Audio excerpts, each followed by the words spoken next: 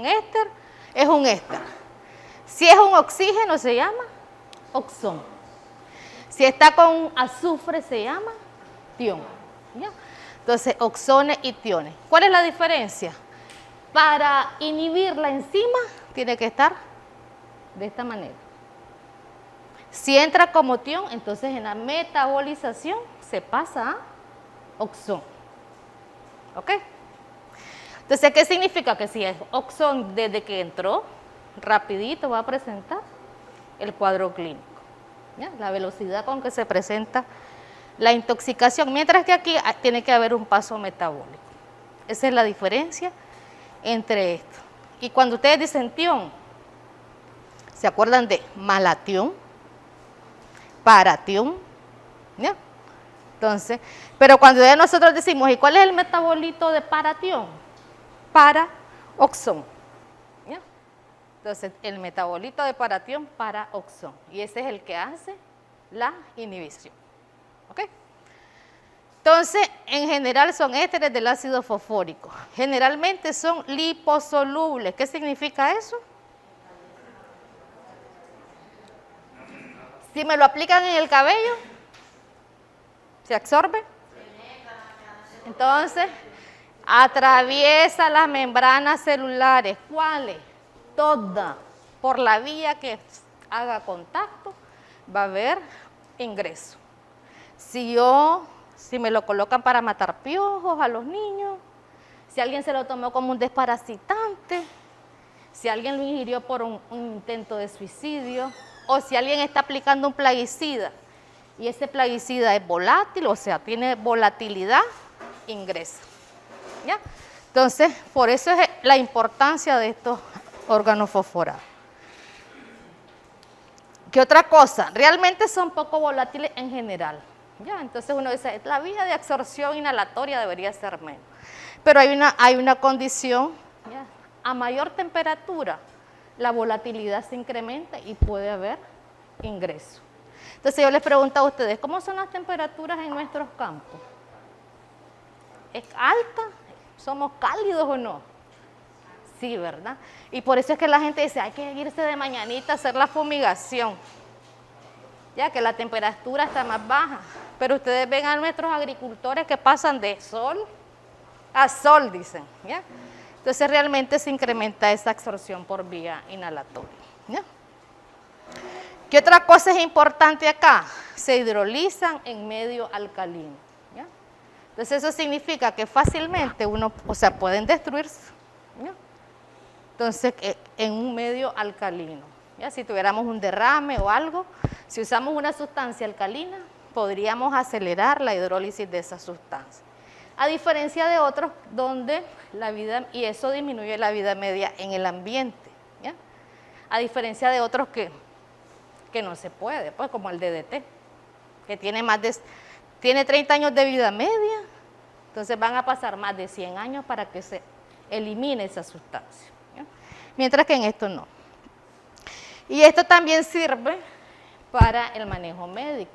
Si yo sé que en medio alcalino se destruye, entonces yo tengo que monitorizar, ¿ya? El pH, cómo está en la sangre de mi paciente, y puedo ver si yo puedo aplicar bicarbonato para tratar mi paciente. Hay países en que manejan estas intoxicaciones a base de bicarbonato. Ustedes pueden revisar el protocolo de Brasil, ellos usan eso, ¿ya? ¿Ok? Nombres comunes. Entonces acá, Terbufos, aquí el nombre comercial. Miren aquí paratión metil, que es el metilparatión. Otros, el famoso metamidofos, que les decía, diacinón, el malatión, ¿ya? Y no me salió el clorpirifos ahí. Y anoten clorpirifos, que parece que no estaba. No, ¿verdad? Entonces anoten clorpirifos, que ese es el otro que nos da más problemas ahora. Entonces, esos eran los fosforados. Ahora, ¿cuál es el otro? Los carbamatos. Entonces, lo mismo, en vez de ser un fósforo, va a ser un carbono. ¿Ya? Entonces son ésteres del ácido N-metil, este es un grupo metilo, entonces 1 o 2 dimetil, 2 grupos dimetil o un grupo dimetil. Pero aquí la condición es que tiene un éster con el carbono, o sea, un doble enlace con el oxígeno. La diferencia va a ser acá en los grupos metilo. Entonces, ¿qué son los carbamatos? Son ésteres del ácido N-metil o NN-dimetil, carbámico. ¿Ya? Igual baja presión de vapor, se hidrolizan fácilmente en medio alcalino y también por la acción de la luz y el calor. O sea, estos todavía son más fáciles de degradar, de eliminarse, o sea, es menos frecuente que se conviertan en un contaminante ambiental. ¿Ya? Pero hay productos de productos. Yo aquí les estoy hablando en general como grupo químico. ¿Ya? Pero si nosotros vamos a ver la lista de cada uno de este grupo, pueden haber 20 o 30 plaguicidas. Entonces, entre ellos puede haber una variación. ¿Ya? Pero en general, o sea, es menos persistente los carbámicos, los carbamatos. Algunos grupos, ¿ya? Aldicar, Propoxur. Vean dónde está el Propoxur. El baigón. Es un carbamato. Benomil, ¿ya? Carbofurán, el metomil. ¿Por qué este está en rojo? Porque es de lo que nos ha causado muerte por metomil, por lagnate. Tal vez alguno de ustedes alguna vez escuchó el lagnate. Aunque decimos, los carbamatos son menos peligrosos, pero ojo, como les digo, dependiendo del producto, hay productos que son altamente peligrosos. Y entre estos está el metomil. Este producto viene al 90%. Nosotros le decimos exposición al lagnate es plaguicida puro. ¿Ya? Si yo les digo cipermetrina, ¿han visto en nuestros centros de salud acá cuánto está la cipermetrina? ¿Alguna vez les ha dado esa curiosidad? ¿Ah? No, al 25%. ¿Ya? Entonces, si yo 90% es y aquel 25%, entonces, para que vean la diferencia en concentración. ¿Ya? ¿Ok? Y después veamos cuál es la otra diferencia entre, algunos análisis que hacemos es en relación a la toxicidad. ¿Qué cosa es DL50? ¿Ya lo vieron ahorita? Dosis letal 50. ¿Qué significa? Ajá, entonces, si yo tengo un grupo de animalitos, que ahora no se utilizan los animalitos, pero así se sacaron las DL50. Un grupo de exposición, ¿verdad? Y la muerte del 50% a una dosis determinada en miligramos por kilo, entonces uno establece la DL50. Y la toxicidad aguda nosotros la medimos en relación a DL50. Entonces aquí pueden ver diferencias entre este grupo. Si yo les digo cuál de esos productos es el más tóxico, es el más peligroso, el terbufos, ¿verdad?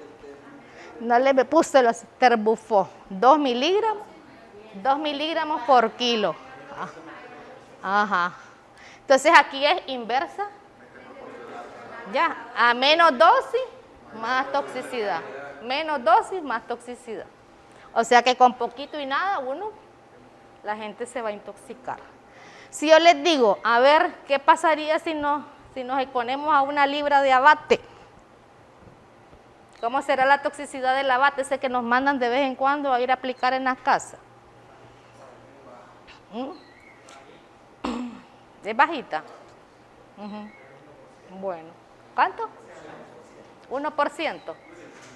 Ajá. Cuando uno habla, esa es otra cosa. Cuando decimos 1%, ¿qué significa?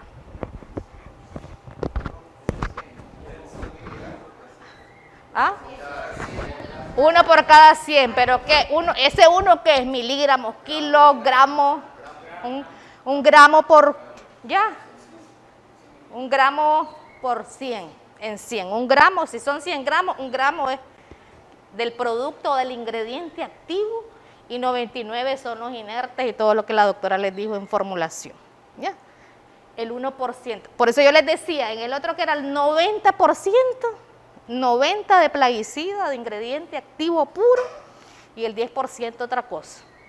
¿Ya? Eso es concentración.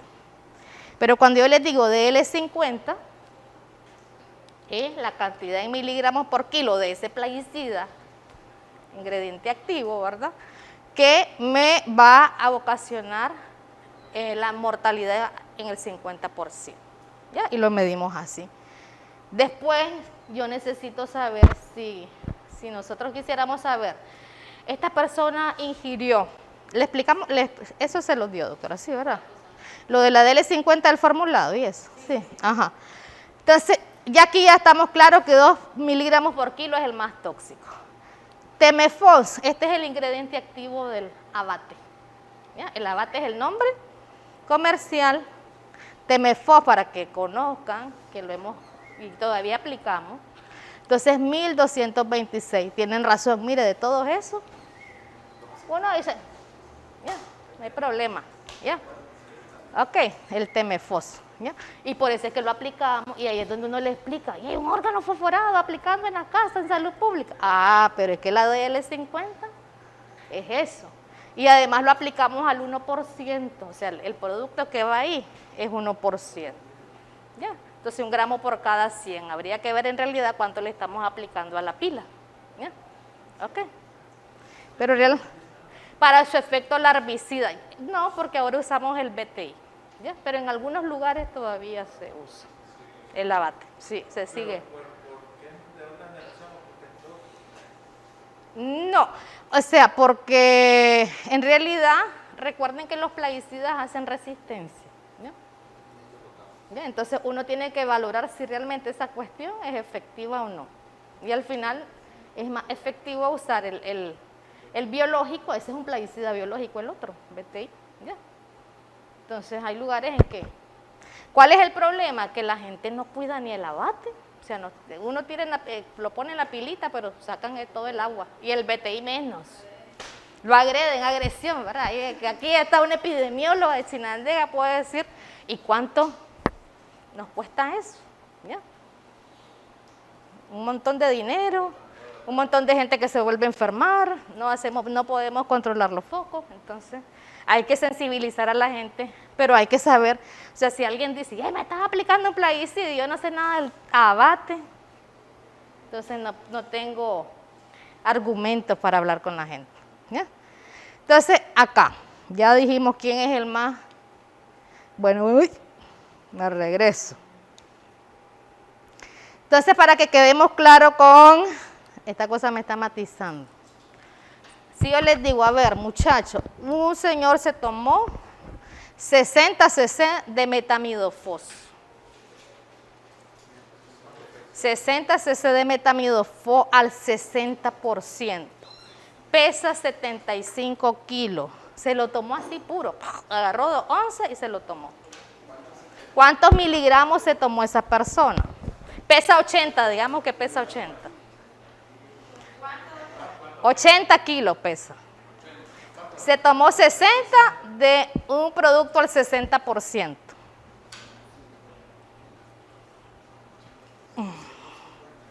¿Ah? ¿650?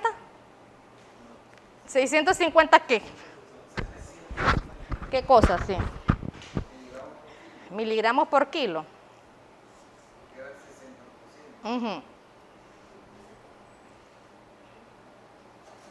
A ver, ¿a todos les dio lo mismo? 750 miligramos por kilo.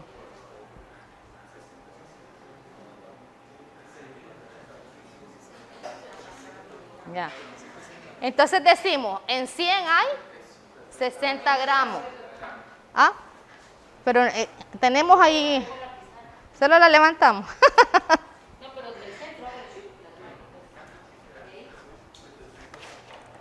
Uy, yo creo que la voy bajando más bien.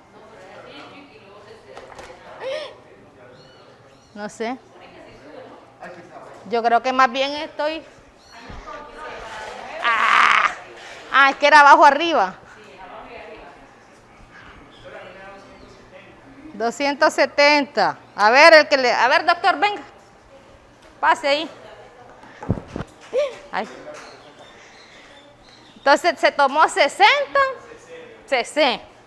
Comenzamos. En 100 cc, ¿cuánto hay? 60 gramos.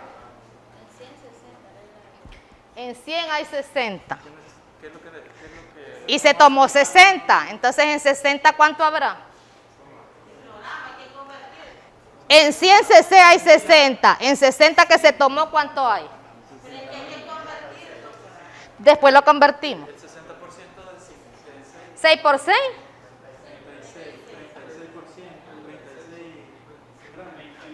A ver, doctor. ¿Cómo es? A ver, doctor. Ok, ajá. Usted ya lo convirtió a miligramos, ok. Ya saben, un gramo tiene 1000 miligramos. Un gramo, 1000 miligramos. ¿Cuánto se tomó el paciente? 60.000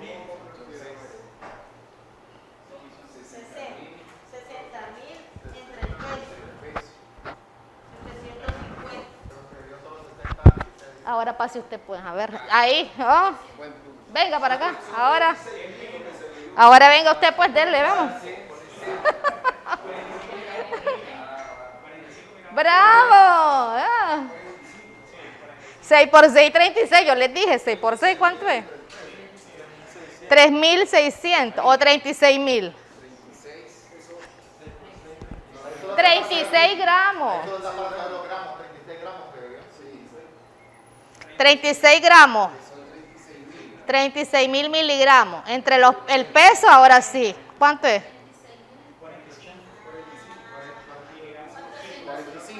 45.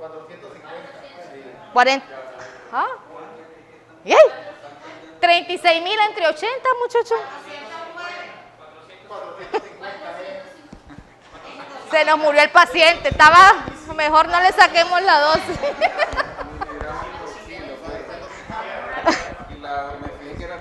Y la dosis letal 50 era 30 miligramos por kilo. ¿Se tomó una dosis tóxica? ¿Cuántas dosis tóxicas se tomó? Casi como... ¿ah? Sí, 15, correcto. 15 veces la dosis tóxica. Ya. Entonces ahí es donde nosotros hacemos esa... Por eso es importante que me digan, ¿qué producto es? El nombre, el ingrediente activo, ¿ya? Ya porque me dicen Lorsban, ¿y qué es el Lorsban? Clorpirifos, ¿ya? Entonces, yo tengo, clorpirifos, ¿cuál es la DL50 del clorpirifos? Entonces yo la busco si acaso no la tengo a mano. Miren, nadie se sabe todas las DL50, nosotros no sabemos cuáles son los más peligrosos, pero no sabemos así las DL50, entonces uno tiene que buscar. Pero, y es para esa relación, pues, ¿cuánto se tomó? No es lo mismo que se lo haya tomado del frasco formulado a que me digan, no, ya lo había diluido y entonces se tomó un trago del diluido, ¿ya? El que ya iba a aplicar la bomba, es diferente. ¿Ya? Y a veces ahí es donde vienen las diferencias en los cuadros clínicos, ¿ok? ¿Estamos bien? A ver, doctor, que subió eso, ahora ¿cómo lo bajamos?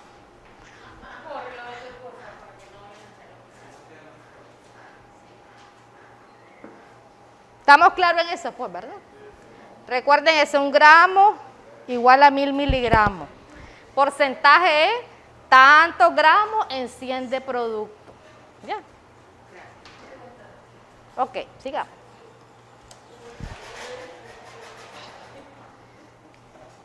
Entonces, vías de absorción, ya lo dijimos, por todas las vías, ¿ya? Por todas las vías. Claro, la vía digestiva, ¿ya? Entonces es la más importante en relación a presentar rápidamente la intoxicación. Recuerden que cuando hablamos de plaguicidas estamos pensando que el grupo mayormente expuesto son agricultores, los que aplican plaguicidas. Entonces recuerden, estos señores cuando aplican pueden inhalar, puede caer en la piel y también ingerido. ¿Por qué ingerido? Porque ellos comen, beben, fuman, entonces si no se protegen las manos y lo hacen así, entonces prácticamente todas las vías están involucradas. ¿Ya? Si es un intento de suicidio, ya saben que es la vía digestiva principalmente, o un accidente. A veces dicen, es que se confundió, ¿ya? Estaba trabajando y se confundió, se bebió el frasco de plaguicida. ¿Ya? Entonces, por todas las vías. La biotransformación, ¿ya? Entonces ustedes ven aquí en el hígado a través de oxidasa, hidrolasa. Esas son de fase 1, fase 2. Fase 1, ¿verdad? Y glutatión transferasa, fase 2, ¿verdad? Entonces tienen las dos fases involucradas. Pueden producirse metabolitos más tóxicos. El ejemplo de paratión, paroxón. ¿Ya? Entonces, eso es lo que ocurre. Los carbamatos, lo mismo, el mismo mecanismo también de metabolización. ¿Ya? Entonces, a nivel hepático es que ocurre esta metabolización.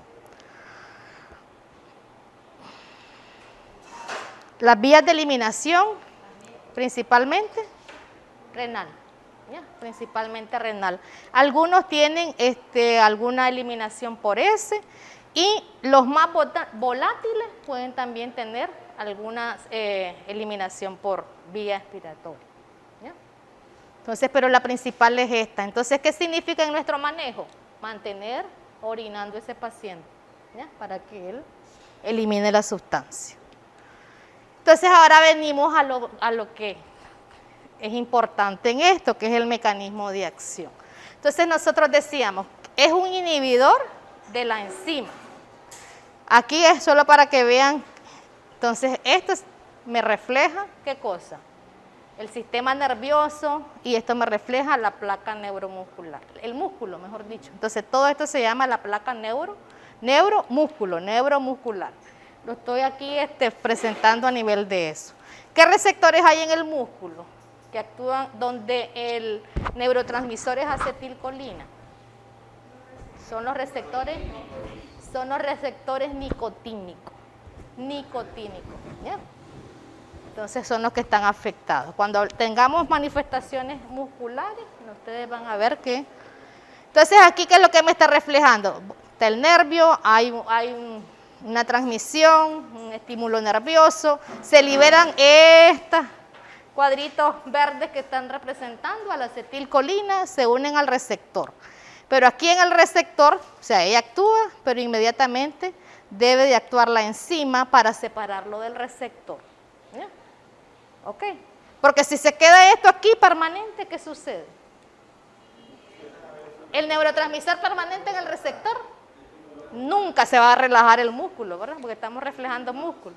Contraído el músculo hasta que se agotó, ya no responde. Y ya cuando se agotó, ahí se vuelve flácido. ¿Ya? Entonces, en este esquema es lo que queremos ver. Pero quiero ver, igual acá, entonces lo mismo, ¿ya? Acetilcolina, esto es la enzima, ¿ves? Viene la acetilcolina, se une a su receptor, pero acá está la enzima en el espacio sináptico. Y te dice, bueno, la hidroliza y ya la degrada de ahí, la saca de ahí. Para que haya ese estímulo y relajación, si no, es una sobreestimulación permanente. Entonces aquí ya con el cuadrito, ya con no. Entonces este es lo mismo. Entonces aquí está la enzima. La enzima tiene sus sitios de acción, sus sitios donde ella se activa. Tenemos dos sitios. Aquí, cuando viene la acetilcolina, lo que hace es unirse a la enzima y se forma este complejo enzima-acetilcolina. Entonces, ¿qué es lo que dijimos que hacía la enzima? Hace una hidrólisis, ya rompe, ¿ya? Esos enlaces donde está y conforma dos componentes, la colina y ácido acético. Esta colina, ¿qué pasa con la colina? Regresa al espacio presináptico para volver a formar el neurotransmisor acetilcolina. Entonces, este se regresa y se dicen reacciones enzimáticas, se consume. Ácido acético se consume ahí. La colina es la que se retorna. Esto es lo normal. ¿Ya? Esta es la metabolización normal de acetilcolina. ¿Dónde ocurre eso? Donde hay la transmisión neurológica. Cuando hablemos de acetilcolinesterasa verdadera, es en la transmisión neurológica. Porque ustedes van a ver que se dan en otros eventos, que podemos medir otra enzima, pero no es la que actúa en la transmisión neurológica. ¿Ya? Entonces este es el evento el evento que sucede. ¿Qué pasa cuando tenemos aquí el paraoxón? Miren que aquí ya está como paraoxón, no está como paratión. Ahí ya se metabolizó y llegó el paraoxón. ¿Y qué hace? Se une a uno de los sitios de la enzima. ¿Ya? Y se queda ahí, pegadito, pegadito. Entonces, a este es lo que se llama la fosforilación de la enzima. Y si fuera el carbamato, carbamilación. ¿Ya? Entonces, aquí está fosforilada. De esta manera, no puede actuar. ¿Ya? No puede actuar esa enzima sobre su neurotransmisor, que es acetilcolina. ¿Ok? Entonces, ¿qué sucede con acetilcolina? ¿Qué está haciendo la acetilcolina? Está ella en el receptor tranquila, nadie me mueve de ahí. Como hay acetilcolina, siempre está en el receptor. Entonces estimula, estimula, estimula. ¿Ya? Por eso se llama síndrome colinérgico, porque lo que hay es una acumulación de acetilcolina o una sobreestimulación de acetilcolina. Entonces vuelvo y repito, ¿dónde actúan los plaguicidas? En el receptor. Sobre la acetilcolina o sobre la enzima. A ver, ¿usted qué me dijo sobre los receptores?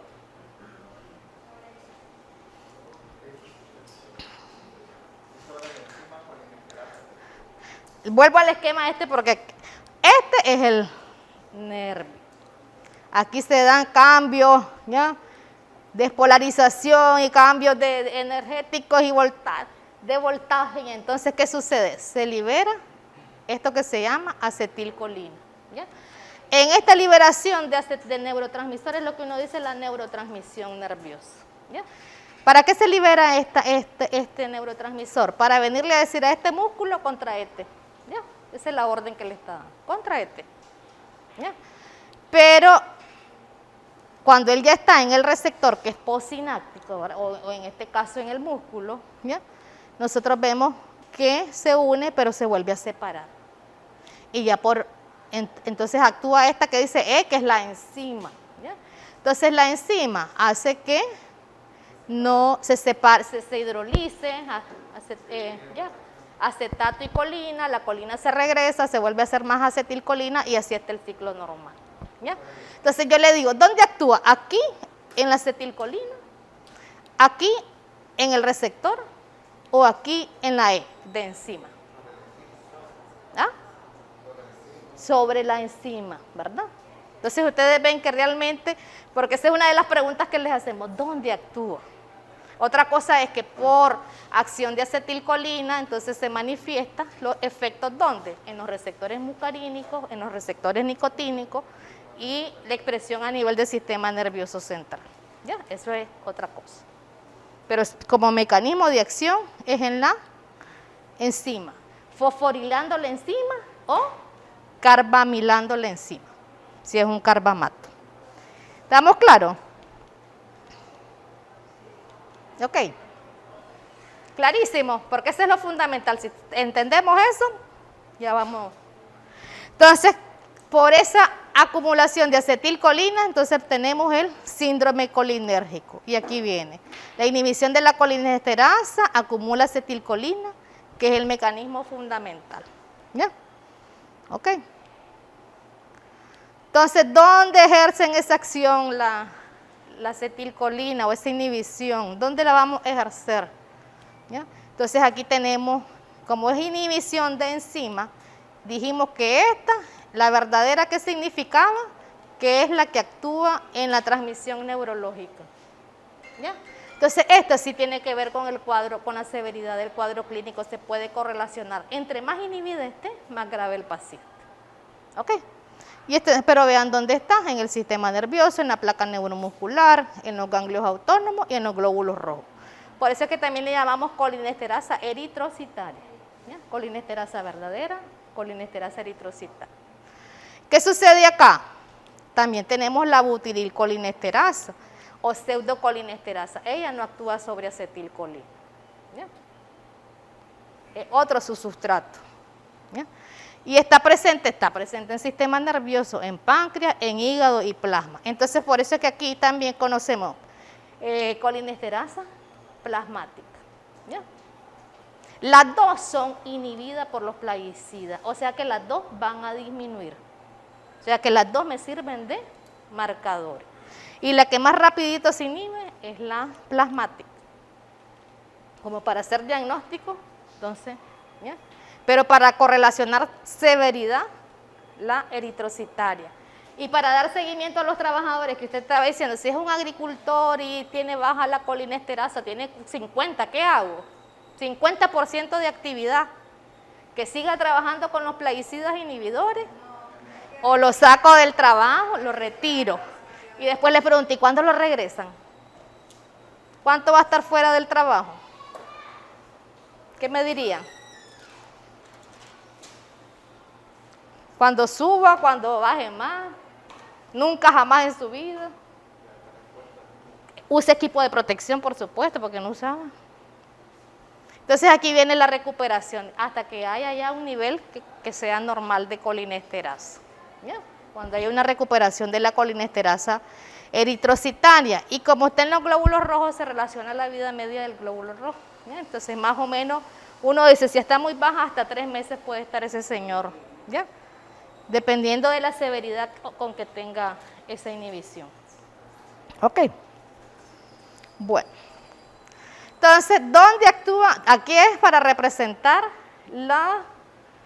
dónde están los receptores muscarínicos y nicotínicos. ¿Ya? Y estamos hablando del sistema simpático y parasimpático, que ahí actúa acetilcolina. Entonces, dependiendo qué es lo que predomine, si es este simpático o parasimpático, ustedes van a ver cómo son las manifestaciones clínicas. Entonces, aquí les voy a dejar una tareita que ustedes vayan a revisar. ¿Ya? Esto, ¿ya? Porque uno dice, ¿qué es esto? Es a recordar, pues, ¿ya? ¿Dónde tenemos esas manifestaciones? ¿Dónde están esos receptores? Y hablamos de receptores muscarínicos y receptores nicotínicos. Entonces, voy a regresar. Entonces dice, la intoxicación aguda es un síndrome colinérgico. ¿Ok? Carbamatos y fosforados dan una intoxicación aguda. Tienen el mismo cuadro clínico. Uno ve al paciente y no sabe si es carbamato o si es fosforado, por una sobreestimulación de acetilcolina. ¿Ok? Ahora vamos con otro mecanismo de acción, que es algo que se llama el síndrome intermedio. Entonces, en el síndrome intermedio, ¿por qué es intermedio? Porque está entre la intoxicación aguda y algo que se llama la polineuropatía retardada. ¿Cuál es el mecanismo de acción que se da en este síndrome intermedio? ¿Ya? Entonces, que hay un deterioro en la transmisión a nivel muscular, ¿ya? Neuromuscular. Entonces, al final ustedes van a ver que las manifestaciones son musculares. Es lo que ustedes van a ir a buscar en el paciente. ¿Y qué es lo que se ha dicho? Bueno, que es por una inhibición prolongada de la acetilcolinesterasa, que tiene que ver la vida media del plaguicida, que tiene que ver la toxicidad, o sea, productos más tóxicos, ¿ya? O pacientes que llegan con intoxicación severa por órgano fosforado pueden presentar este síndrome intermedio. ¿Qué plaguicidas nos causaban a nosotros eso? Metamidofos y clorpirifos. Todavía tenemos clorpirifos. Entonces, si nos llega un paciente intoxicado grave con clorpirifos, ojo, hay que ver, hay que seguir al paciente porque se puede presentar esto. ¿Ok? ¿Está claro esto? Entonces, ya vamos a ver cómo son los cuadros clínicos, ya para que ustedes digan, ¿y cuándo es intermedio? ¿Cuándo? Entonces, y el otro cuadro clínico que tenemos, o el otro mecanismo de afectación, es la neuropatía retardada. Entonces, en esta neuropatía retardada está incluida o está involucrada una enzima que se llama la esterasa neurotóxica. O sea que hay otra esterasa. Ya dijimos la verdadera, la plasmática y la esterasa neurotóxica. Entonces, la esterasa está involucrada en el daño axonal que tenemos acá, ¿ya? Y que nos explica esta neuropatía retardada. También está el incremento, otro mecanismo de acción para que explique esta neuropatía o que se ha investigado, es el incremento del calcio intracelular, ¿ya? Afectando la enzima, que al final pues lo que ocasiona es el daño del axón, el daño del nervio, ¿ya? Entonces, ¿cuántos cuadros clínicos revisamos aquí? ¿O cuántos mecanismos? Aguda, síndrome intermedio y la neuropatía retardada, ¿ya? Entonces, así mismo vamos a ver los cuadros clínicos, ¿ya? Entonces, inhibición reversible de las colinesterasas es el mecanismo fundamental ¿de quién? De los carbamatos. Otra diferencia. Fosforado puede quedarse permanentemente unido a la enzima. Eso se llama inhibición irreversible. Anótenlo porque es pregunta de examen. Y carbamato no es irreversible. Entonces, ese es un dato importante. Porque en los fosforados podemos usar un medicamento que se llaman reactivadores de la enzima. Ya usamos paralidoxima, usamos obidoxima. En carbamatos no, o sea, en fosforados sí, en carbamatos no usamos reactivadores. Ok. Que ahí está. Entonces, algunos carbamatos que pueden causar esto, carbamatos y fosforados, ¿verdad? Plaguicidas que nos pueden ocasionar intoxicaciones severas. Y aquí un cuadrito resumen. Esto es para decir algunas diferencias en el inicio y el pronóstico. Intoxicación aguda inmediatamente después de la exposición, en las primeras 24 horas. ¿Se acuerdan de esta pregunta? En las primeras 24 horas estamos hablando de intoxicación aguda. Cuando hablamos de síndrome intermedio, quiero que alguien me interprete eso, de 24 a 96 horas después de la crisis colinérgica.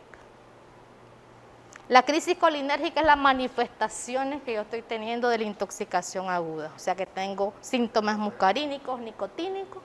Entonces, ¿cuándo se presenta el intermedio? Después que pasó eso, o sea que ya no tenés síntomas, aparentemente está bien, inicia el síndrome intermedio. Se puede dar el síndrome intermedio de 24 a 96 horas. Sí. Entonces, ¿qué significa esto? Que si me llega un paciente grave, intoxicación severa, con órganos fosforados, y yo lo voy recuperando y ya está bien, ¿le doy de alta inmediatamente? No. Tengo que recordar eso. Y ver si de los plaguicidas que dan síndrome intermedio están involucrados. Puede dar un síndrome intermedio. ¿Y qué es lo triste de esto a veces? Que el paciente está completamente asintomático, puede estar bien y uno da de alta. Y después regresa que falleció. ¿Por qué? Porque las manifestaciones, les dije que ¿dónde eran las alteraciones? ¿Dónde eran? Musculares. ¿Qué es lo peor? Parálisis de músculo respiratorio. Ya, entonces la persona fallece porque de aquí que la traigan de regreso ya hizo paro respiratorio, o sea, por parálisis de músculo respiratorio dejó de respirar y murió. Ok. Y veamos la neuropatía retardada de 1 a 3 semanas después de la exposición. ¿Ya? Entonces, lo mismo, el paciente recuperó y después de 1 hasta 3 semanas, él comienza con la neuropatía, que se va a manifestar igualmente con debilidad, ¿ya? Solo que en las extremidades inferiores. Ok. Y aquí vean el pronóstico. En agudo, si salimos bien, le damos todo, sale, no hay problema. ¿Ya? En la intermedio, generalmente no hay secuelas, pero sí dura más el paciente con tratamiento. Y en la neuropatía retardada, hasta 1 año y medio. Y puede dejar secuelas. ¿Ya? Entonces, por eso es importante que cuando nosotros tengamos nuestros pacientes, realmente le demos ese seguimiento. Y muchas veces no lo hacemos en los hospitales. ¿Ya? Entonces, estos pacientes, si son adultos, tienen que pasar a estar en consulta externa, revisando si realmente desarrollan un problema. ¿Ya? Y si ya lo desarrolla, pues tiene que ir a terapia ¿ya? Para recuperar esa. Ok. ¿Preguntas, muchachos, acá? Bueno. Entonces, ¿cuál es el cuadro clínico agudo?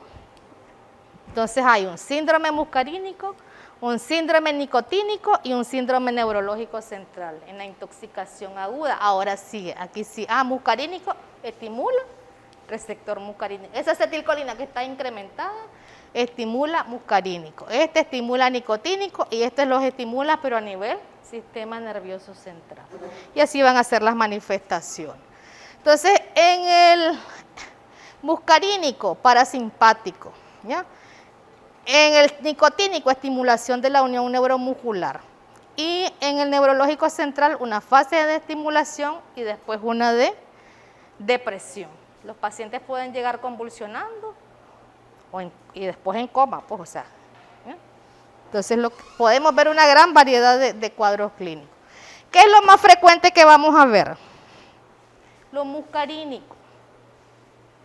Lo muscarínico, el cuadro clínico más frecuente que se llega a nuestras unidades, que es lo que nosotros hemos visto, es el síndrome muscarínico.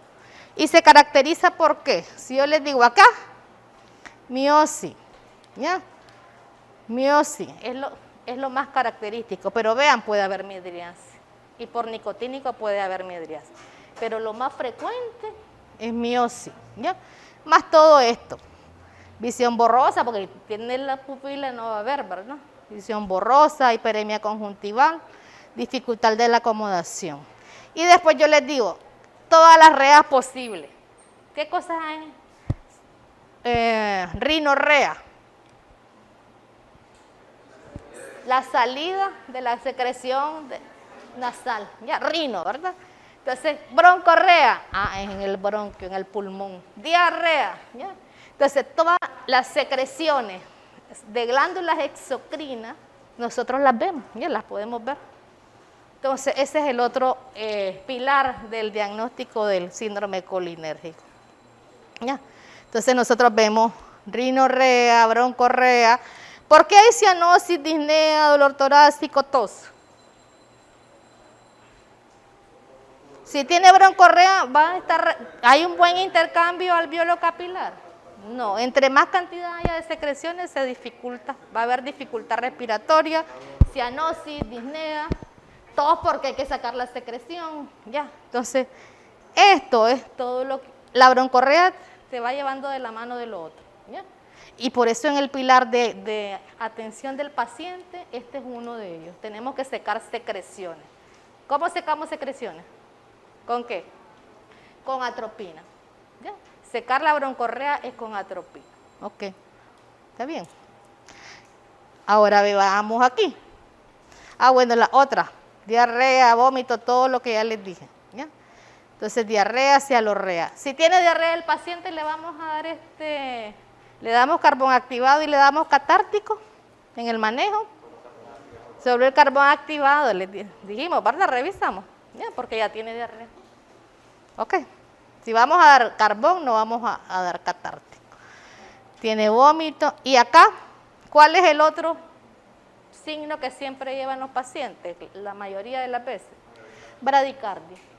Entonces, ustedes tienen su paciente con miosis, con bradicardia y aumento de secreciones exocrinas, y eso se llama síndrome colinérgico. ¿Ya? Y es muscarínico. Y esas son manifestaciones muscarínicas. Para tratar las manifestaciones muscarínicas, atropina. ¿Ok? ¿Estamos claritos? Es que no es triada, porque yo les digo, aumento de las secreciones exocrinas, entonces diarrea, broncorrea, sudoración excesiva, rinorrea. Bueno, la rea sería sí. ¿Ya? Pero ojo, yo les decía, eso es muscarínico, eso es lo que más va a presentarse. Pero vean, si le tomamos su bradicardia, bloqueo, hipotensión, ese es otro dato importante. O sea, nosotros para manejar nuestros pacientes son los pilares de la bradicardia, ¿ya? La hipotensión arterial. Tenemos que recuperar eso en nuestro paciente. ¿Ok? Y la respiratoria, por supuesto. ¿Preguntas hasta ahí? ¿Estamos claros con los muscarínicos?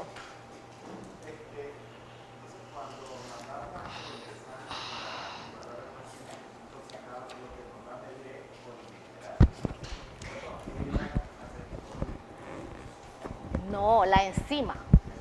La enzima. Recuerden que para hacer el diagnóstico de la intoxicación medimos enzima. Y la enzima tiene que estar debajo de lo normal.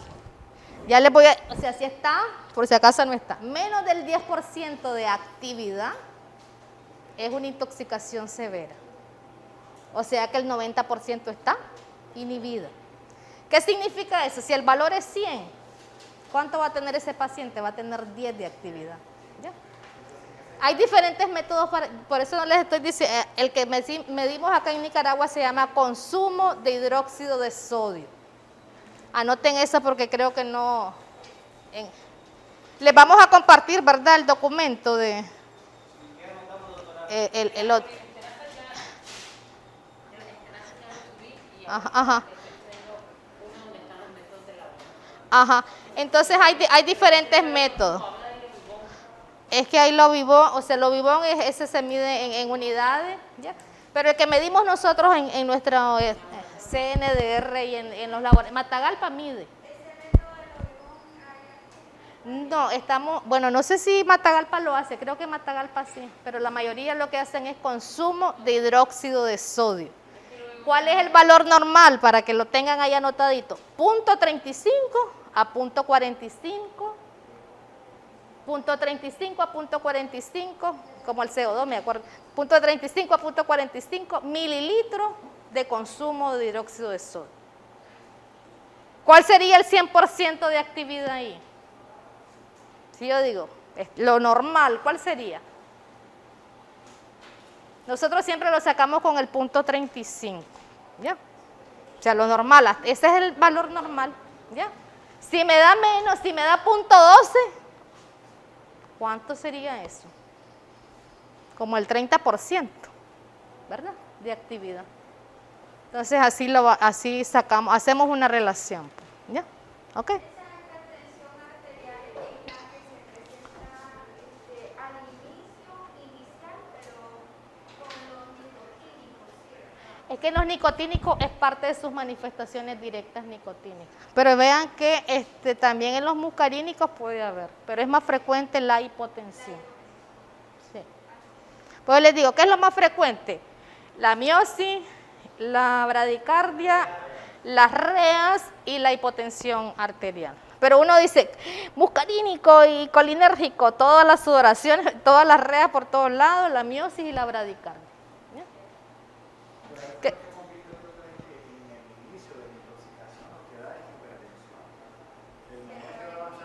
Ajá.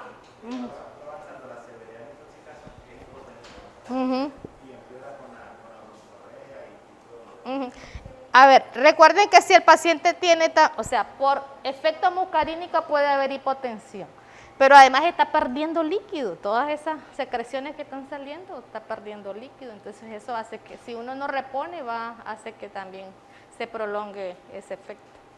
¿Ya? Ahora vean lo nicotínico, ¿ya?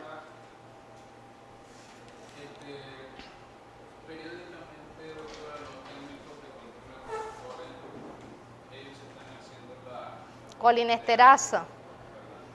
Que igual yo siempre me fijo en estos valores de 0.35, 0.45, pero algo que no he logrado conjugar yo y que sale en el convenio es la desintoxicación que ellos hacen En el mar.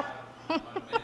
Porque antes nos íbamos, pero yo iba y lo llevaba a ellos porque ellos querían ir a pasear. Pero ahora me pasaron una circular y pues ya que hasta venimos aquí a Mazacharla. Entonces no he logrado conjugar esa parte de la desintoxicación porque sale en la circular que me pasaron, me sale ahí desintoxicación en el martes. Entonces no sé, no he logrado conjugar eso. Bueno, lo que uno hace es, a ver, si es para desintoxicar, o sea, si yo tengo el nivel, o sea, si es para eso, para el nivel bajo y para recuperar, o sea, la colinesterasa verdadera se recupera un 1% diario. ¿ya? Un 1%. La plasmática, el 7%. ¿Ya? Entonces, pero yo les decía, dependiendo del nivel, uno calcula cuántos días necesita una persona. Si yo tengo 40 y quiero llevar a 70%, ¿cuántos días necesitaría? ¿Ah? Si se recupera 1% diario y tengo 40 y yo lo quiero al 70%, ya lo puedo regresar a trabajar. Un mes, ¿verdad? Un mes. Necesito 30 días. En 30 días ya recuperó uno diario, llegó a 30%. ¿Ya? Entonces él necesitaría ese retiro de la exposición, ¿ya? Para recuperarse de ese efecto. ¿Ya? Pero eso de desintoxicación, ¿qué sería, muchachos? A ver, ustedes que ya vieron, ir al mar desintoxica. Si la intoxicación es por el plaguicida.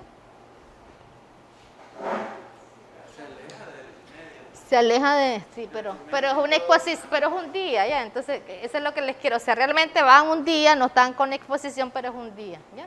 Entonces realmente si queremos ese efecto de que elimine la sustancia y recupere su enzima, que no me...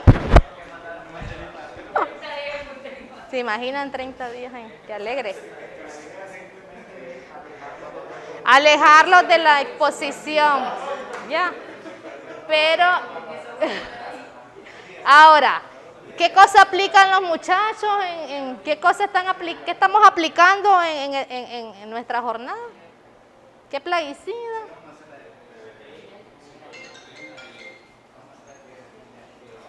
Ajá. Piretroide, lo que más se aplica es piretroide. Entonces al piretroide le mando a medir la enzima acetilcolinesterasa.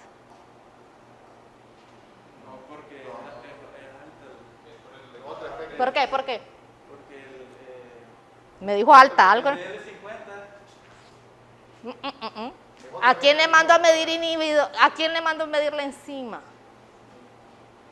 A los que se expusieron a los inhibidores de colinesterasa. ¿Órgano fosforado o carbamato? Piretroide es otro grupo químico, que su mecanismo de acción es otro. ¿Ya? Ok. Entonces ahí era la justificación, ¿cuál era? El abate. El abate sí es un órgano fosforado. Si siguen aplicando abate, sí. Pero es un órgano, o sea, hay una explicación por ahí, ¿ya? Y a veces ocurre que nosotros enviamos y los muchachos salen con unos niveles súper bajos. Entonces yo le preguntamos, ¿y usted, señora, aparte de acá, hace trabajo privado? Y entonces ahí, ¿qué aplica? Tiene su fumigadora, porque es cierto, ellos tienen su... ¿Qué aplica? Entonces ahí es donde ustedes tienen que investigar. Si hay está baja, hay que investigar qué están aplicando. Porque no hay nada que ver la cipermetrina con los inhibidores. ¿Ya? Van a ver que hay algunas patologías, ese es otro trabajo de investigación. ¿Qué otras condiciones me afectan la acetilcolinesterasa? Otras condiciones de la persona. Enfermedades, si soy mujer, si soy hombre, ¿ya? Que hay que tomar en cuenta. Ok, entonces veamos, ahora vamos con, ¿qué dice aquí? Los efectos nicotínicos. Entonces vean los nicotínicos.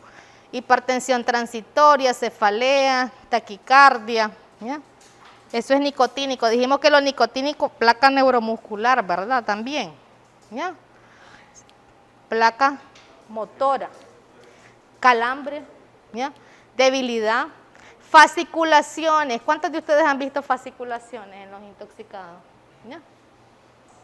En los severos, ¿verdad? Se ve.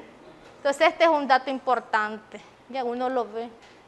Entonces yo les digo, ¿cuántas dosis de atropina necesita este paciente para que mejore las fasciculaciones? ¿Con cuántas dosis le quitamos las fasciculaciones? Correcto. Ninguna. No se va a mejorar porque nada le hace la atropina a nivel nicotina. ¿Okay? Entonces, porque a veces uno dice, no, ya mejoró, se le acaba de salir. Y nada que ver. Mejoró porque ya eliminó la sustancia o porque está en la fase de debilidad. Recuerden que la fasciculación es la contracción, Pero cuando hay tanta contracción, el músculo queda finalmente fatigado y con debilidad o inclusive parálisis. ¿Ok? Mialgia por la misma, estos calambres, los calambres o las contracciones son dolorosas, mialgia. Y finalmente la parálisis flácida después de que tanta contracción que ha tenido ese músculo. Entonces acá, sistema nervioso central. Entonces nosotros decimos, desde lo más leve, ansiedad, ¿ya?, hasta lo más grave. ¿Ya? Vean aquí, si el paciente puede llegar en paro cardiorrespiratorio, o sea, ya prácticamente en intoxicaciones severas, convulsionando o en coma. ¿Ya? Ansioso, atáxico, somnoliento, con cefalea. ¿Ya? Pero entonces en neurológico, ¿cuándo va a ser un caso severo de intoxicación? Cuando hayan manifestaciones neurológicas. ¿Ok? Leve, muscarínico, bradicardia que puedes manejarla, o sea que no afecta hemodinámicamente. Pero si ya llega con sistema nervioso afectado, es grave eso. ¿Ya? Y así nos llegan los pacientes, sobre todo en los niños, llegan con miosis puntiforme y en coma. Y uno no sabe qué fue. ¿Ya? Entonces, ojo, si nos llegan así, siempre piensen en intoxicación por inhibidor. Entonces, eso era lo colinérgico. Ahora vean lo intermedio. ¿Qué dijimos? De 24 a 40 hasta 96 horas después se presenta el síndrome intermedio. ¿Cuáles son las manifestaciones? Bueno, aquí ya les había dicho algunos de los que causan. Manifestaciones, debilidad y parálisis de los nervios craneales. ¿Ya? Entonces ahí vamos a ver estas afectaciones. Y principalmente los músculos proximales del cuello, ¿ya?, de las extremidades y los músculos respiratorios. Entonces, ¿cómo van a observar a sus pacientes? Si yo les digo debilidad de los flexores del cuello, ¿va a poder la persona mover la cabeza? O sea, si el músculo no, entonces no puede sostener la cabeza. Ya no puede sostener la cabeza, no tiene fuerza. Ya ustedes le dicen, ya, pero esa es una de las características. Ustedes lo levantan y la persona se va, la cabeza se va. Como los bebés. ¿Viste? Los bebés que no pueden. Es una de las cosas que buscamos. Y la otra cosa son los músculos respiratorios. Entonces, entre más debilidad hay, la persona no puede hacer inspiración, expiración, ¿verdad? Ya ustedes van a ver aquella respiración más lenta.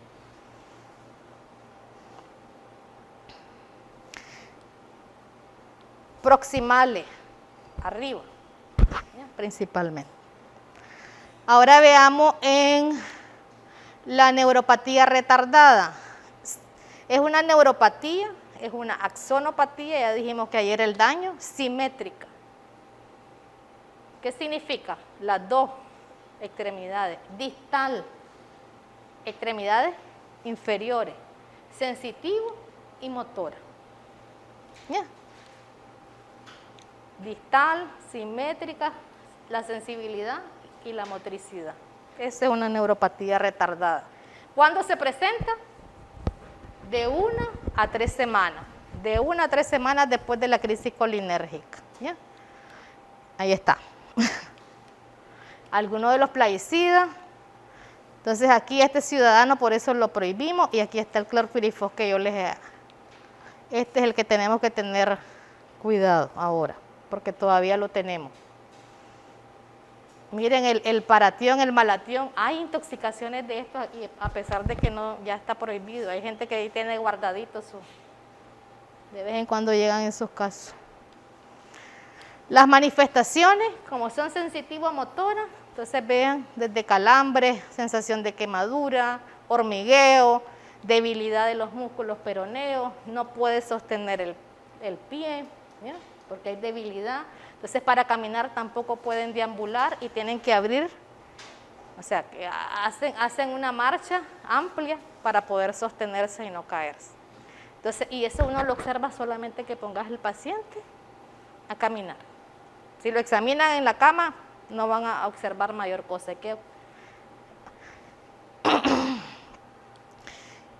Y bueno, entonces motoro y sensitivo, ¿ya? Vean acá al dolor, a la temperatura, tienen esas afectaciones, ¿ya?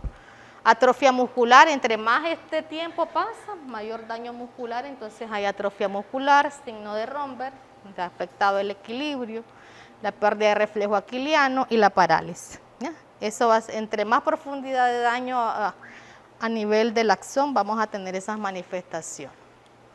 Entonces, eso era neuropatía retardada. ¿Ok? Entonces, ¿cuáles son los 3 cuadros clínicos? Agudo, intoxicación aguda que las tienen fosforados y carbamato, síndrome intermedio y neuropatía retardada. ¿Cuál es la causa del síndrome intermedio? Inhibición prolongada. Uno de los mecanismos, inhibición prolongada de la enzima. ¿Ya? O sea, como quien dice, no le dimos mucho tratamiento, pero inhibición prolongada, que están involucrados plaguicidas de vida media más prolongada también. ¿Ya? Y en la neuropatía retardada, ¿cuál es el mecanismo de acción? La esterasa neurotóxica o neuropática, ¿ya? Es la que está involucrada, que daña el axón. Muy bien. Y también, para que conozcan, hay otros, o sea, pueden haber las personas que se exponen mucho tiempo a los plaguicidas fosforados, pueden tener intoxicación crónica o manifestaciones por exposición crónica. Entonces, aquí de las que se han observado, cambios en el comportamiento, miopatías con rhabdomiólisis, alteración en los neutrófilos y posibles efectos en el sistema inmunitario. Entonces, ¿dónde vamos a buscar estas manifestaciones? En los agricultores, ¿verdad? En aquellos que trabajan continuamente con los plaguicidas fosforados. Entonces es importante, de vez en cuando le llegan a uno, hay unos síndromes raros y uno no sabe, entonces tenemos que explorar si hay exposición prolongada a esto. ¿Ok? Entonces el diagnóstico, ya vimos, antecedentes de exposición, el cuadro clínico y las pruebas de laboratorio que ya le hemos dicho. ¿Cuál es la prueba de laboratorio que nos va a decir es intoxicación? No, el cuadro clínico, ya, la prueba de laboratorio. La enzima, ¿verdad? Medición de la enzima es lo que vamos a hacer. Pero además le mandamos su radiografía de tórax, le hacemos su gasometría, sus pruebas hepáticas, renales, ¿ya? Para ver todos los efectos que hay, que puede tener esta intoxicación. Pero la principal, la enzima. Y ustedes tienen que ver, ¿es total? ¿Es colinesterasa total? ¿Es eritrocitaria? ¿Es plasmática? Dependiendo del método que tengamos. Ya lo dijimos esto. ¿Ya? Las dos, la plasmática y la eritrocitaria, son inhibidas. O sea que las dos nos sirven para hacer el diagnóstico. Esta es la que se relaciona con el cuadro clínico, esta solo me sirve de diagnóstico. Y también para ver si vamos mejorando en el tratamiento. Están todos los otros exámenes, ya explicamos por qué. ¿Ya? Recuerden que tiene manifestaciones a nivel de corazón, ¿ya? Pruebas hepáticas, los electrolitos. En el hemograma, respuesta inflamatoria, leucocitosis, aumento de neutrófilos. ¿Ya? En todas las intoxicaciones se presenta, van a ver ese, pero no van a ser 25.000 glóbulos blancos, ¿verdad? Van a ser 12.000, 13.000. Ya si aparece muy alto, hay que buscar una causa asociada. Vean, ahí está la respuesta a la otras enfermedades, ¿ya? Que pueden también alterar el nivel de colinesterasa. ¿Ya? Enfermedades, medicamentos, la menstruación, el embarazo. Entonces ya se las quito de la tarea. La anemia, ¿verdad? Sí, porque está relacionado al glóbulo rojo. Entonces más bien les voy a preguntar ¿por qué? Sí, afectan, ¿ya? De inhibición, sí, afectan ese nivel que estamos teniendo. Diagnósticos diferenciales. ¿Están de acuerdo? Convulsiones, dice, coma, diarrea, ¿ya? Edema pulmonar, insuficiencia cardíaca. Sí, ¿verdad? Todas esas podrían ser. Guillain-Barré, ¿será que? Por neuropatía retardada y Guillain-Barré. Por el cuadro clínico, la neuropatía. ¿Verdad? Vean. y otros plaguicidas, otras sustancias tóxicas pueden estar involucradas. Entonces, vamos al manejo.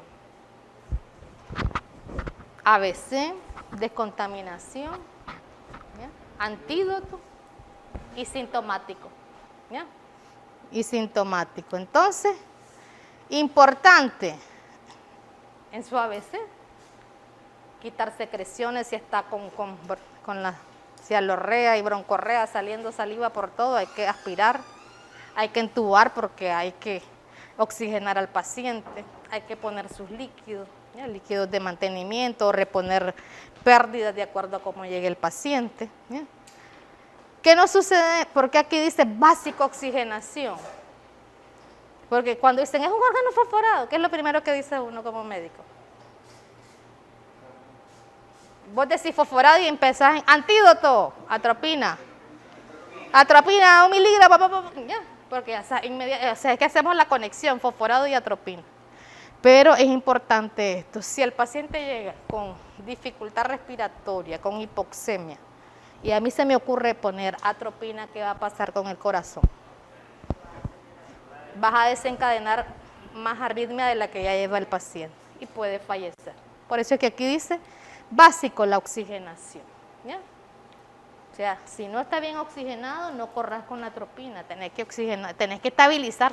Y eso es en toda enfermedad, en toda patología. Estabilizar el paciente significa que esté bien oxigenado y bien hidratado. La descontaminación dependiendo del lugar de la exposición. Si es en el cabello, si es en el cuerpo, hay que bañar, hay que lavar bien ese cuero cabelludo, retirar la ropa. Si vomitó, recuerden que el vómito en contacto con la piel, si hay plaguicida en ese vómito, se va a absorber ahí también. Entonces hay que retirar todo eso. ¿Ya? Si es inhalatorio, ya lo retiramos. Ahí sí retirarlo donde lo encontraron, donde estaba aplicando el plaguicida. Y si es digestivo, ¿cómo hacemos la descontaminación digestiva? A ver, doctor, ¿cómo haría la descontaminación digestiva acá? Lavado gástrico. Con el carbón activado.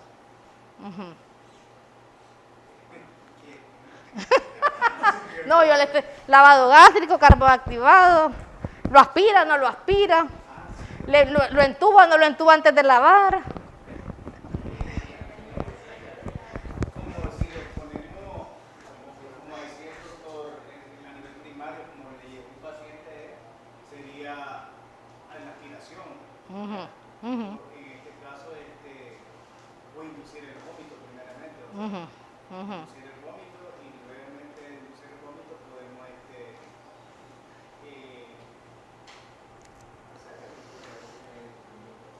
Recuerden que va a depender de cómo llegue el paciente, en cuánto tiempo llega. O sea, yo lo que quiero es que, es cierto, si yo le digo descontaminación digestiva igual a lavado gástrico, inducción del vómito y carbón activado, correcto, pero que tomen en cuenta cuáles son las condiciones para indicar eso también, ¿verdad? Si el paciente llega en coma, primero lo entubamos.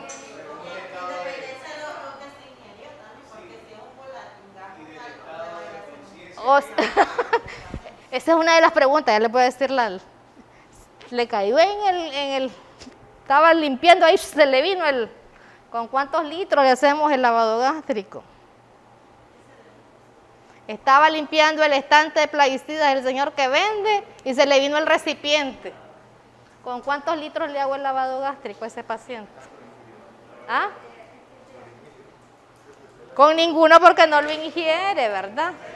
Ok. Maldosa, ¿verdad?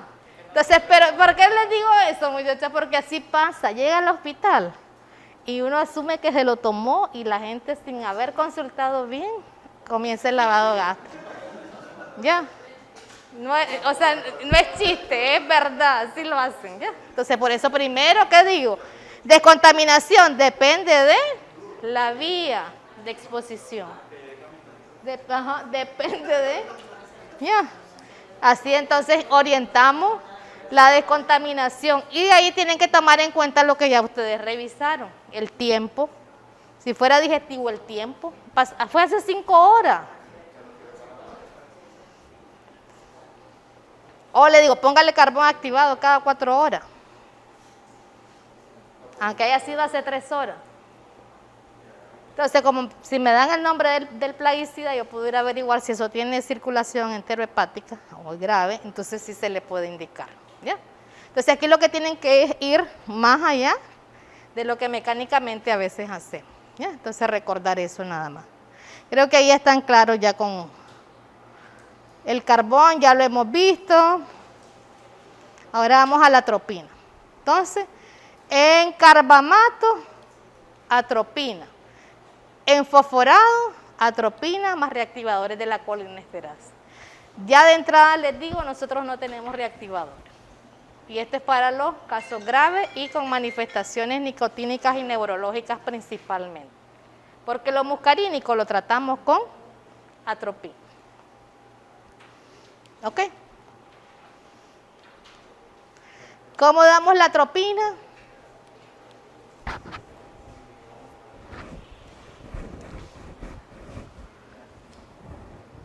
Entonces aquí es intravenoso, sin diluir, de 1 a 3 miligramos. Actualmente en las revisiones dicen de 1 a 3 miligramos en los adultos, ¿ya? Por dosis. En los niños desde 0.01 hasta 0.05 miligramos por kilo dosis. Entonces, ¿cómo damos nosotros? Cada 5 minutos. Aquí, cada 5 a 10 minutos. Entonces, cada 5 minutos hasta la atropinización. ¿Qué es la atropinización? ¿Qué es lo que vamos a buscar en la atropinización? En buscar lo contrario de lo que tenemos con nuestro paciente, ¿ya? Secar secreciones, que se quite la bradicardia y que mejore la tensión arterial. O sea, los ejes del manejo con atropina son eso, ¿ya?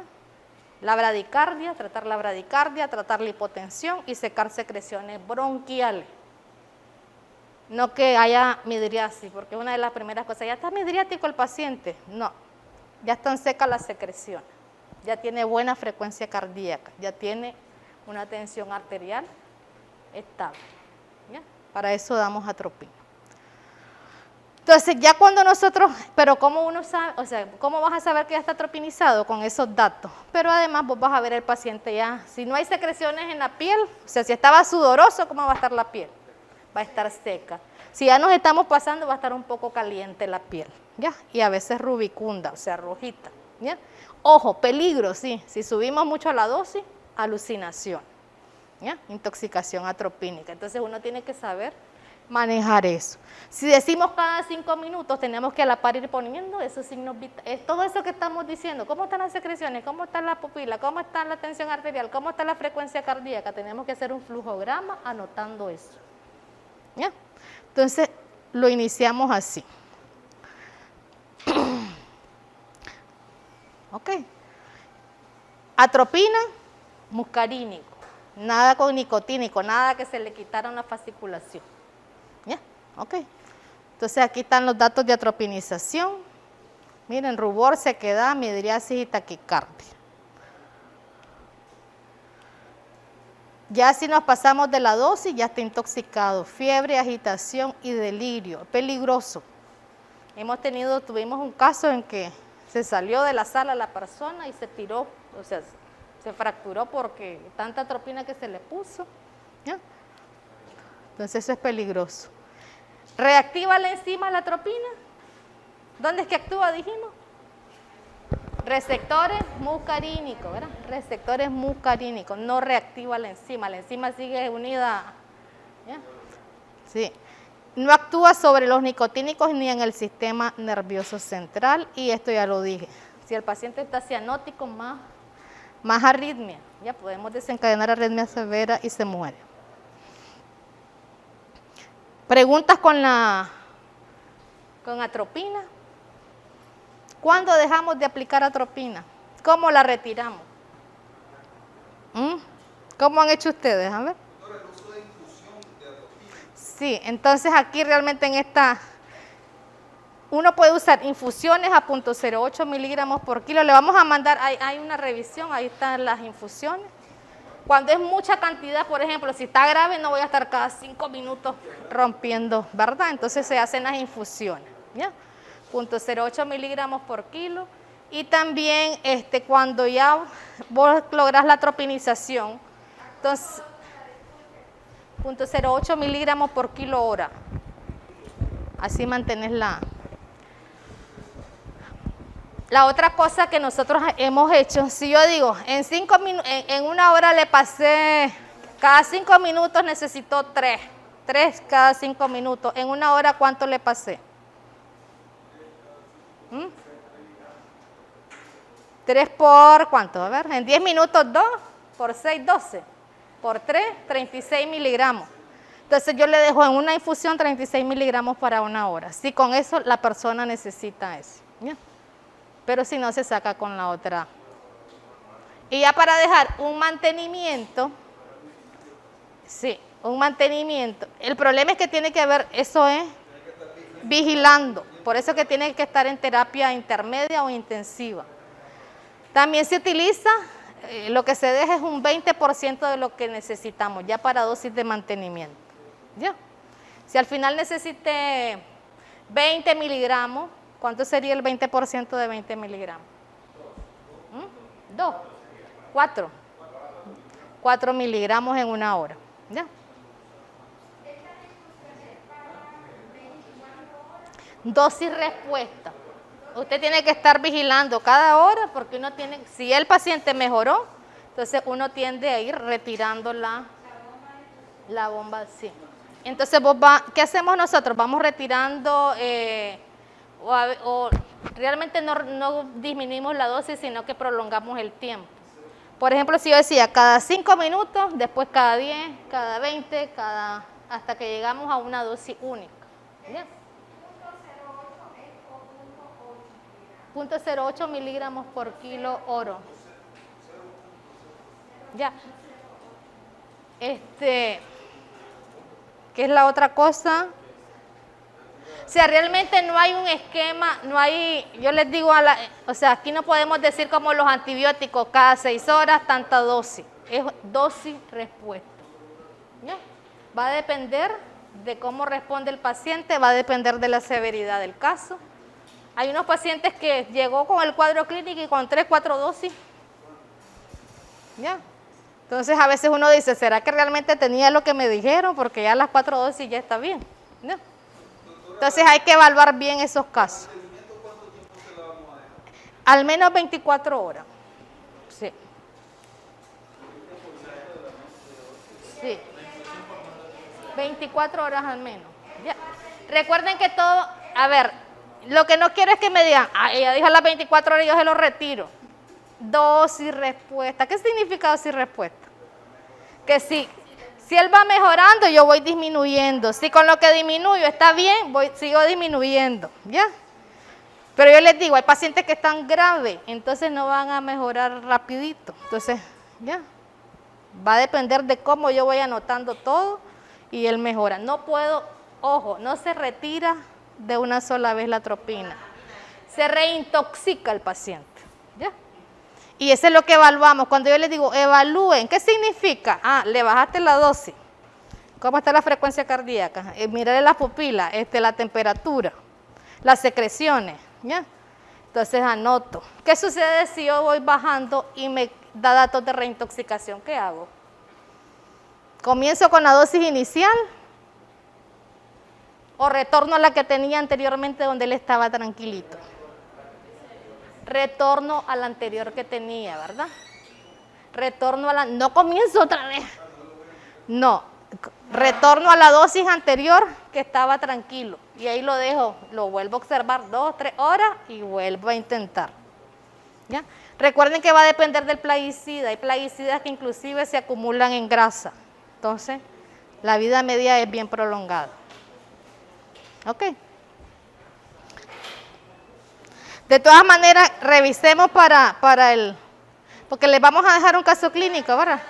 Para la próxima, para el jueves, revisemos todo, atropina, revisemos las enzimas, ¿ya? Para que discutamos bien todo lo que es la dosificación.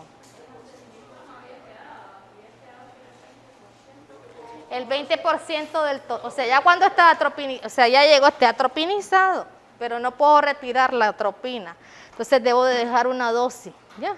Entonces, ¿cuál es esa dosis? El 20% de todo lo que necesite, ¿ya? para que se mantenga. Entonces, ¿cuánto tiempo lo digo? Me la juego 24 horas valorando al paciente para ver si disminuyó más, ¿no? Pero en este caso es eso, es tiene que ser una evaluación muy cuidadosa del paciente, ¿ya? Si no lo estamos evaluando, o lo intoxicamos con atropina o se nos reintoxica, ¿ya?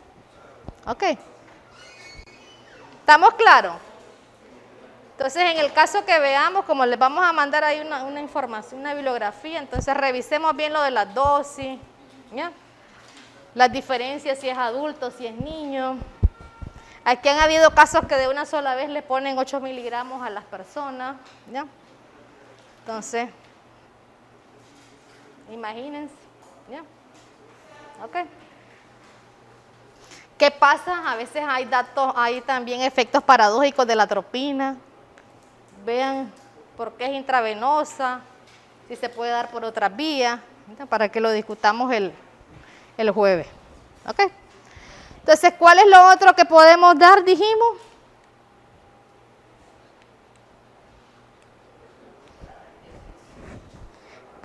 Entonces, estos son las reactivadores. ¿En qué indicamos? ¿En fosforados o carbamato? Fosforados, ¿verdad? Fosforados, caso severo. Sería lo ideal, pero realmente hace años que nosotros, de hecho, creo que una vez, a inicios de hace como 15 años sí tenía, pero desde ese tiempo no tenemos.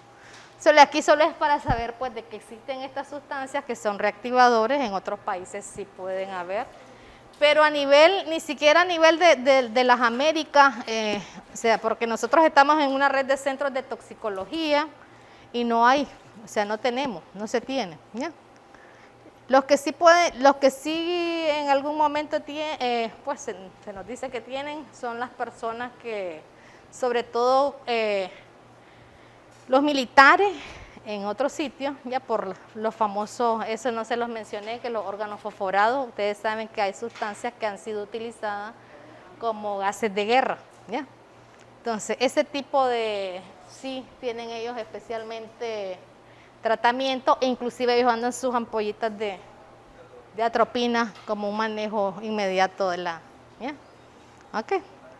Entonces, pero para que conozcamos, entonces la que más se utilizó cuando llegó a utilizarse acá era la pralidoxima, que es un reactivador. Lo importante era que se utilizara al menos en las primeras 12 horas después de la intoxicación, era su mayor utilidad y el efecto era eso, pues mejorar o reactivar la enzima, ¿ya? Entonces aquí están las dosis, de 1 a 2 gramos en los adultos y de 20 a 40 miligramos por kilo en los niños, intravenoso en 30 a 60 minutos. Y vean aquí el seguimiento que se le da pues con una solución de una infusión, ¿ya? De una solución al 1% y de 200 a 500 miligramos por hora y de 5 a 10 miligramos por hora en niños, ¿ya? Y esto, las indicaciones principalmente casos severos, ¿ya? Casos severos con manifestaciones principalmente nicotínicas y del sistema nervioso central, ¿ya? Y esta es la otra, ¿ya? La obidoxima, ustedes ven aquí las dosis y ojo porque estas sustancias sí pueden tener pues algunos efectos adversos, taquicardia, hipertensión, parestesia, rubor e inclusive pueden dar hepatotoxicidad, ¿ya? Entonces que también hay que tener sus precauciones en el uso de estas sustancias. Entonces para que conozcamos pues que podemos tener esas dos. Y al final el manejo de sintomático, dependiendo de cómo está el paciente. Recuerden que decíamos que sí podría haber acidosis, manejo de bicarbonato y que este bicarbonato a la vez nos podría favorecer la eliminación de la sustancia, ¿verdad? Porque se hidroliza fácilmente el plaguicida en medio alcalino. Las convulsiones pues con diazepam, a las dosis ya conocidas por nosotros. Y acá recordar eso, que los formulados, ¿ya? Recuerden que los formulados muchas veces traen hidrocarburos. Entonces, si la gente ingiere eso, aparte de la intoxicación por el plaguicida, podemos tener casos de neumonitis química por el efecto del plaguicida. ¿Ok? Y entonces esta es la, creo que esta es la última. Ah, bueno, aquí algunas de las consideraciones que ya las veníamos diciendo, ¿verdad? O sea, cuáles son los plaguicidas más peligrosos, los que tienen una DL50 más baja, los productos de mayor concentración, ¿ya? Que por eso es importante que nosotros a la hora de tener nuestro paciente tratemos que se nos lleve la información, que se nos lleve el envase al menos, ¿ya? Porque en el envase ahí va a estar el nombre, aunque esté el nombre comercial, va a estar el ingrediente activo y la concentración que tenemos. Y además el tipo de formulación, si es un concentrado emulsionable, si es un polvo mojable. Entonces, dependiendo de la formulación, entonces también eso implica un factor de riesgo en la intoxicación. Si tiene manifestaciones neurológicas, esto que les dije de tionauxón, ¿ya? Fosforados que inhiben irreversiblemente, la vida media. O sea que al final, si nosotros quisiéramos ahondar, va a depender de cada uno de los plaguicidas en sí, del ingrediente activo en sí. ¿Ya? Decir clorpirifos es una cosa, decir terbufos es otra, los dos son severos. ¿Ya? Pero si yo ya les dije TMFOS, que es el abate, ustedes dicen, ah, bueno, ya saben que es menos tóxico. ¿Ya? Entonces, todo eso hay que tomar en cuenta a la hora de estar pues, haciendo una revisión de un plaguicida específico. ¿Ya? Aquí hay un score que se maneja a nivel de... Es una propuesta, ¿verdad?, que se hace con la OMS en relación a la severidad, ¿ya? Que ustedes la podemos revisar también. Y en el caso clínico que tengamos para el jueves, entonces ocupemos el score. ¿Qué score tendría nuestro paciente? ¿Okay? De acuerdo a lo que se presenta acá. Otros factores. Bueno, y aquí son algunos datos, ¿verdad?, de pacientes en acidosis, pacientes con hipoglicemia, pacientes con trastornos neurológicos, con afectaciones cardíacas, son factores que están relacionados mucho con la mortalidad. ¿Ya? Igual que lleguen con una escala de Glasgow baja, entonces están relacionadas a la mortalidad. Bueno, creo que lo demás que lo pueden revisar ya para el manejo, para el caso clínico que vamos a tener el jueves.